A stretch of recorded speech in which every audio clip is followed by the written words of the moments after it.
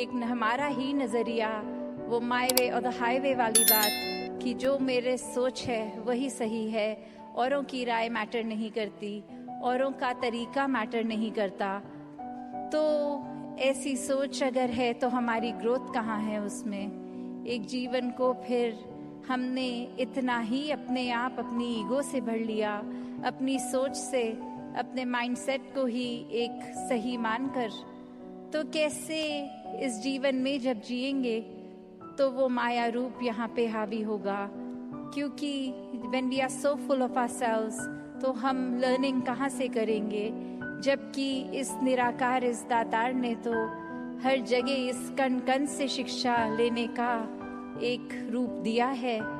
बस हमें वो रिसेप्टर बनना है कि ये हर जगह से जो शिक्षा मिल रही है उसको कैसे चैनलाइज किया जाए। तो ऐसा जो कर लेते हैं वो एक भक्ति हर समय की करते हैं, क्योंकि जब इस परमात्मा को जानकर, इसमें विश्वास करके, इसको हर समय अपने आसपास देखकर, फिर चाहे किसी ने कुछ भी कहा हो, तो ये भक्तों का जीवन तो डार्केस्ट क्लाउड में सिल्वर लाइनिंग भी देख लेता है। एक बिना गुण की चीज़ में से भी गुण निकाल लेते हैं। तो फिर जहाँ एक स्वाभाविक गुण बह रहे हैं, वहाँ से तो भक्त कितने ही अनेकों गुण निकाल लेंगे। तो ऐसा जीवन हमारा एक हो जाए ताकि हर तरफ से जो शिक्षाएं हैं वही मिलें। वरना तो एक अगर अक्सर ऐसे भी जो उदाहरण देखने को मिलते हैं कि हमारी सोच, इसने तो कभी ख़त्म नहीं होना, हमारी इच्छाओं ने भी कभी ख़त्म नहीं होना। Our desires will never die, our thoughts will never die. We would always seek to have more. एक वो satisfaction, एक contentment की बात, ये तो माया का ही रूप। क्योंकि अक्सर हम ये भी सोच लेते हैं कि माया सिर्फ एक मटीरियलिस्टिक चीज़ है, माया सिर्फ जो आँख देख सकती है वही है, चाहे वो एक घर हो, पैसा हो, एक और चीज़ें। पर अक्सर ये जो सूक्ष्म रूप की माया है, जो एक ये सोच में भी आ जाती है, even as basic as if we living in the past or worrying about the future, वो भी माया ही है। क्योंकि इस परमात्मा को इस पल में देखना है, इसको ये लिविंग इन द मोमेंट वाली बात। तो ऐसे बात पे ये जो इस पल में इस परमात्मा के एहसास में रहना, वो ही एक एहसास है। वरना तो ये सिर्फ माया रूप चीज़ों, वस्तुओं, रिश्तों से ऊपर ये सोच में भी आ जाती है। तो कैसे एक ये वही बात हो गई, जैसे एक कहानी भी है कि एक इंसान, उसके एक थोड़े से कुछ लोग मिले और आगे वो इंसान सारे जा रहे हैं, कहीं रास्ता खराब है, तो वो एक डिसीजन बनाते हैं कि will go ahead as a group, ताकि कोई बात है भी तो इकट्ठे कोई वो रास्ता आराम से निकल जाएगा।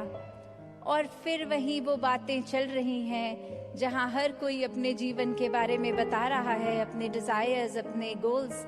एक इंसान उनमें से जो बहुत ही सूझवान, संतमति वाला, उसको एक कुआं दिखता है और वहाँ एक बाल्टी जिसमें से वो उस कुएं में से पानी निकाल सकते हैं, पर वो देखता है कि ये बाल्टी का बेस तो टूटा हुआ है, तो एक वो बॉटमलेस बाल्टी हो गई।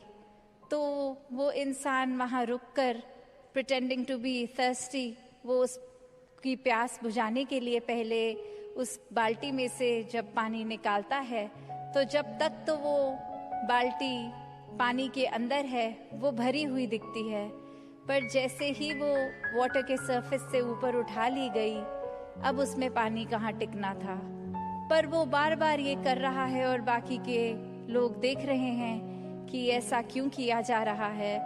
और वो कह रहा है कि नहीं, अब मैंने ये ठान ली है बात कि जब तक ये बाल्टी को भर के मैं इसमें से पानी नहीं निकालूंगा तब तक घर नहीं जाऊंगा। तो अब ये फूलिशनेस साउंड कर रही है बाकी आसपास वालों को, और वो कह रहे हैं कि ये पॉसिबल ही नहीं है, आपने ऐसा एक गोल क्यों बनाया है जो अचीव ही नहीं हो सकता। तो और ऐसा करोगे तो हम सब तो आगे निकलेंगे, आप अकेले ही यहाँ रह जाओगे। तो बात वो समझाने की उनको फिर यही कहता है कि शुक्र है you bought this point up, क्योंकि हम सबको पता है ये बॉटमलेस बकेट है, इसको भरा नहीं जा सकता। तो हमारी सोच, हमारा मन भी ऐसा ही बॉटमलेस है। ये डिज़ायर्स भी आएंगे, ये एक इच्छा की पूर्ति होने के बाद दूसरी ने भी आना है। तो हमें एक, अगर हम उस भरोसे रहेंगे कि एक एक चीज़ आती रहे, उसको चेकलिस्ट में हम टिक करते रहेंगे, तो हमारे ये मन में और चीज़ें आनी एक बंद हो जाएंगी। ऐसा नहीं है, चीज़ों ने तो आते रहना है, ख्यालों ने तो आते रहना है। तो और शब्दों का सहारा ना लेके इन्हीं शब्दों से आज्ञा लेगी। साथ संगत जी, ध्यान निकाय।